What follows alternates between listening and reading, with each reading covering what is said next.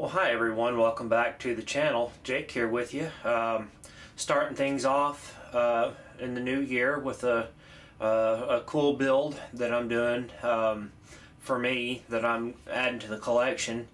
I will be working on this while I'm doing my clients' builds. So this was going to be the Star Trek Enterprise D from Polar Lights. This is the clear version. We're going to be going through and doing a whole, the lighting kit and the lighting board and all that kind of stuff, and go through there, take you step by step on how to do on the process of this. So my wife got me that for our anniversary, and I'm excited to build it, and we're gonna, it's gonna be a fun build through that, and going through there. And also I've got some upcoming builds coming through. I've got two Enterprise E's that I'm going to be building with the Tenant Controls lighting kits in them. I'm going to also be working on John's Enterprise B. Actually, I've got two of them to build, and we're not going to be doing any lighting in those two. I've also got another 537 scale Reliant that we're going to be lighting. We'll walk through that. We've got several other things that we're going to be going through and doing. So we've got a pretty good year filled out here already. So so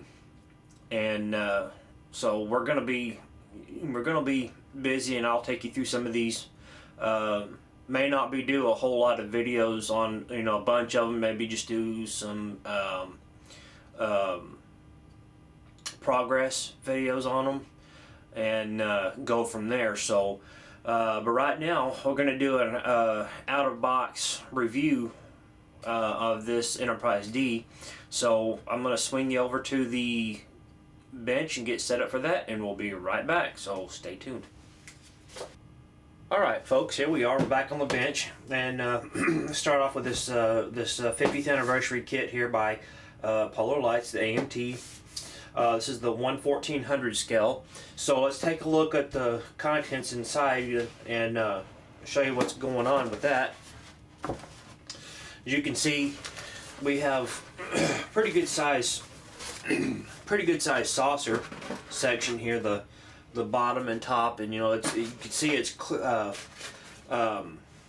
molded in clear plastic. A lot of the newer, most everybody has the new version of this. A lot of people still have the original version, but they went back and redid this to make things a little bit easier to light, which I think will be the way to go on this, in my opinion. And I've seen several other people build this kit on Facebook and YouTube. I know several people did this, and they've turned out just fantastic. What they've done is they've molded this in clear so it's easier to light. Now, you can go through and drill all the windows out if you'd like, but the windows are there specifically to where you don't have to. But what I've seen people do is just take their hobby knife, a real sharp hobby knife, and scratch off the paint on the windows, and it turns out real well. And the thing to remember on this is you don't light block this from the inside like you would do a regular styrene model. You have to light block it from the outside. And so what you do is you put your light block coat down, your black, and then you put your several coats of the black down, and then you put your base paint down. Basically, the thing to remember is you have to kind of hold the kit up to the light to find out if to see if you're getting all the areas of the ship real good, so you don't have any light leaks that'll bleed through some of these creases and whatnot. So this is going to be a fun kit. all the windows and stuff on here, you know, pretty well etched in, and you can just take your knife and etch them out with your paint. The one thing is, if you might want to get a good paint as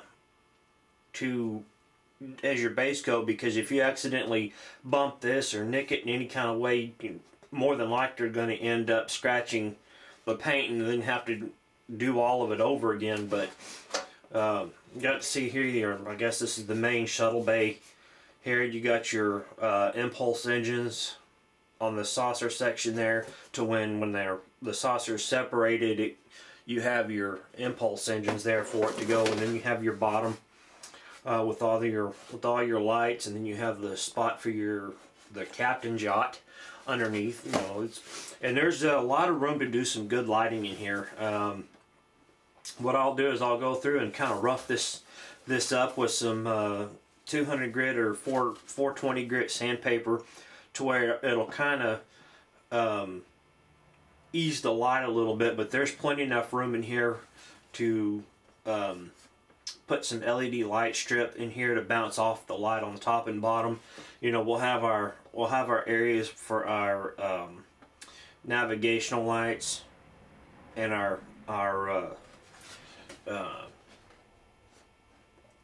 strobe light that goes up underneath here. So it's going to be an interesting model here. Then we go on to have our dorsal area of the secondary hull, and looks like the top part of the neck, where the saucer sits down on top of. And you can build this to where, if you want, you can build it to where it's separated, or you can build it on, or if I'm sure there's a way where you can get a magnetic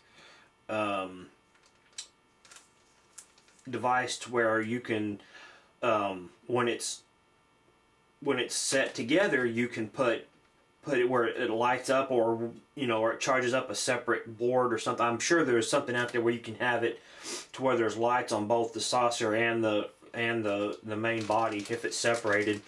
That would be kind of cool to do. And then we have our standard base with the pole. Now I like some of the way they're going now is these poles come with a pole that has the hole down the middle, so where you can thread your wire down through. So that's what we're probably going to do on that. And then here's the board for the antenna controls. As you can see, and I'll take this out, it's very little, a very little board. It's only about a 1 inch square, and it has your your four main, your positive and your negative, and then you have your strobe and then your navigation lights. So it's very very self-explanatory. It's very easy to wire on that, but that's going to power the ship. And then you have your secondary hull here on the very bottom. Now, the one thing I will note, I will tell you though, is when you go in for your wiring on this secondary hull up through the pylons, you're going to have to do a trench for your wiring to go up into the nacelles, and that can be kind of challenging itself. So we'll work on that. We'll get that all squared away and get a nice blue light effect for the front deflector housing up here on the front. And then we'll try to get the navigational lights in here on the back that you see on the back of the ship. The red and green for that. So there's that. And then you have your clear pieces. You see your deflector dish housing, and your flux chiller grills, your end caps to your nacelles, the red pieces there. I can see the bridge, and then you have your captain's yacht underneath, and it looks like you have your shuttle bay there. And so quite a good model to go together here. And then we have our pull these out, we have our decals here. Now I will tell you one thing though, the Aztecing for this ship, you have to order those. You can order them from Round 2. I think Jerry at HDA Modelworks has them, or Cult TV Man, Aztec Dummy has them. But you can see we have all of our escape lifeboats there. You have our different decals. Our nacelle decals for the pennants for that, and you have your thrusters and just the different decals for that. So that does come with the ship, but you will have to order the Aztec-ing decals separately, and I think they run about $40 online plus shipping. So I'll take you through the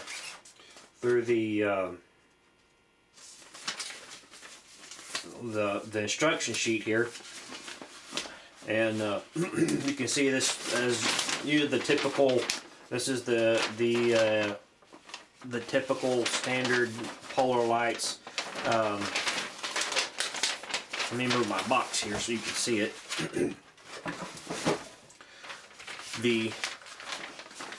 You can see it. You pretty much do all the stuff in subsections, and but with wiring, we're going to have to do it a little differently with some of the. You have to be drilling holes through the net, through the saucer section, down through the pylons, and all the way up through the nacelles and whatnot. So it's going to be kind of interesting, and it's going to be fun to work on. I'm excited about this, and probably going to go with the TV version with the colors of it, of the light sea gray and the pale green. So, and you can do this with you can do this either TV version or the movie version, which the movie version's a light gray with the duck egg blue, light blue, and medium gray colors throughout the whole model kit. So it does give you detailed instructions on where to put things, and so I'm looking forward to doing that, and it's going to turn out pretty nice. I've seen several of the models on YouTube and stuff, and on Facebook, turn out real well with this. So we're gonna start on this one probably here in the next day or two, and go from there. So I'll start priming it and putting my base coat down on the saucer section, and going through and getting it primed and ready to go. And probably what I'll do is the first video I'll do will be, I'll have the base coat, I'll have it primed and the base coat down, and I'll probably have, I'll start doing some of the windows on it, getting them etched out, and I'll take you through and I'll show you how I light blocked it and everything else like that, and just keep you updated on that. There's going to be, there's a couple of hundred windows on this ship, and it's going to be fun, folks. So well, there's that. So like I said, we're going to be going back through and doing some